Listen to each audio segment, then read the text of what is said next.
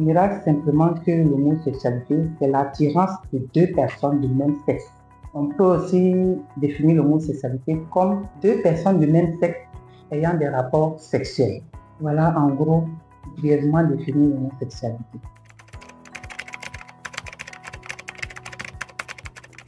On pourrait remonter plus loin dans le monde entier avec la période gréco-romaine où l'on parlait des mariages entre empereurs.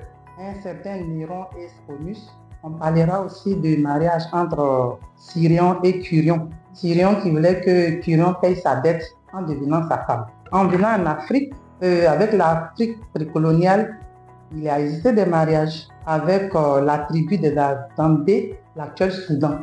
Donc, elle a une origine lointaine. Il y a aussi les scientifiques qui nous donnent une origine, on dira scientifique ou génétique. Les scientifiques disent que c'est aussi dans les gènes. Et notons que cette pratique a traversé les obstacles, les espaces et le temps pour atteindre les générations du temps moderne. En Côte d'Ivoire, alors, ce sont des pratiques qui ont existé, mais qui étaient tellement honteuses que nos parents, nos ancêtres gardaient cela comme un secret et décidaient de bannir les personnes concernées. Nous pensons que c'est dû au fait que la Côte d'Ivoire est un pays hospitalier, est un pays cosmopolite, est un pays qu'on appelle le refuge fragile à cause de sa souplesse de ses lois concernant ce genre-là. Et donc, toutes les personnes rejetées ou recherchées pratiquant ce genre-là se rabattent sur la Côte d'Ivoire. Voilà un peu les raisons qui font que nous remarquons la présence de plusieurs homosexuels en Côte d'Ivoire.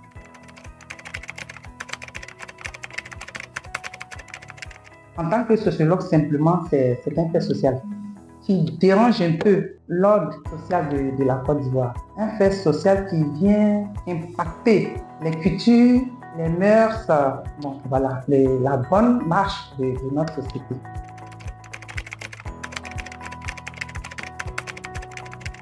La population ivoirienne est chrétienne, la population ivoirienne est musulmane. Donc, vu toutes ces choses mises ensemble, les Ivoiriens ne peuvent pas être prêts à accepter ce genre-là. Parce que quand on parle de culture, quand on parle de mœurs, quand on parle de coutumes, les gardiens de ces notions-là crient au scandale, crient à la déshumanisation. Vous voyez, les chrétiens crient à l'abomination. Et si on veut parler de la juridiction, elle crie à la peine, comment on dit ça, à la pudeur. Donc, ce sera un peu difficile pour ce genre-là d'aller aussi rapidement.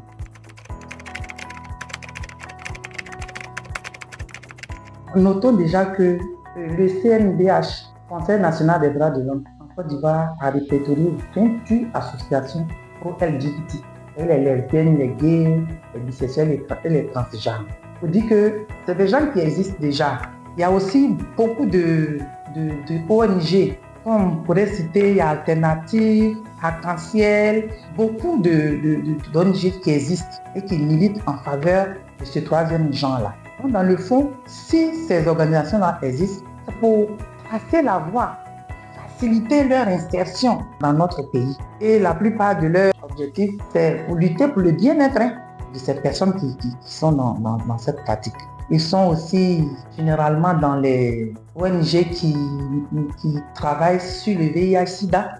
En Côte d'Ivoire, je ne vous l'apprends pas, ils ont des hôpitaux, ils sont subventionnés par les organismes internationaux et tout.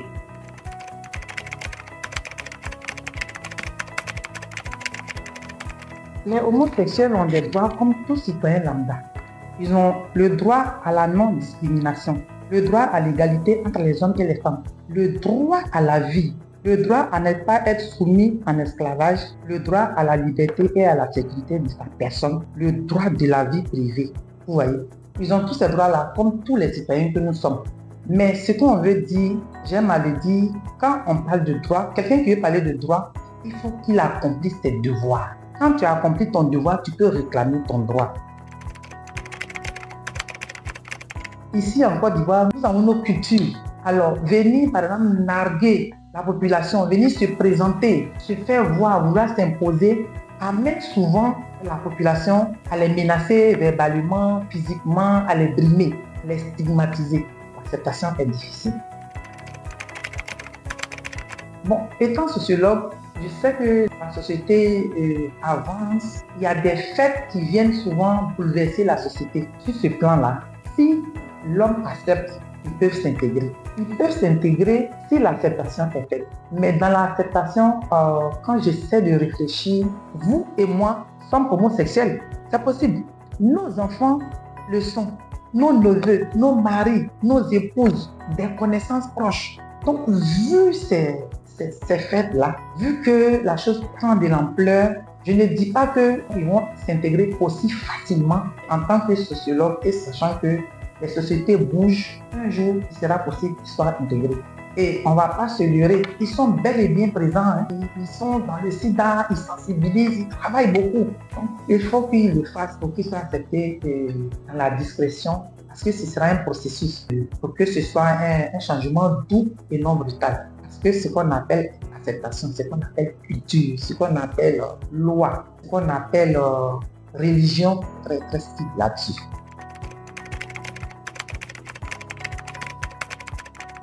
Je voudrais juste dire merci à Conda News qui me fait l'honneur de venir à moi. C'est vrai que j'ai travaillé sur ce sujet-là. C'était juste sur la perception et le comportement des Ivoiriens vis-à-vis de leur présence. À la fin, j'ai eu à dire qu'ils sont bel et bien présents. Donc il faut qu'on fasse tirer la sonnette et dire qu'ils sont bien là. Alors il faut qu'on fasse attention. Il ne faut pas que ce soit la guerre entre nous. Donc je vais juste dire merci à Conda d'être venu à moi. Et que je suis à votre disposition quand il s'agira de ce genre de sujet. Merci beaucoup à vous.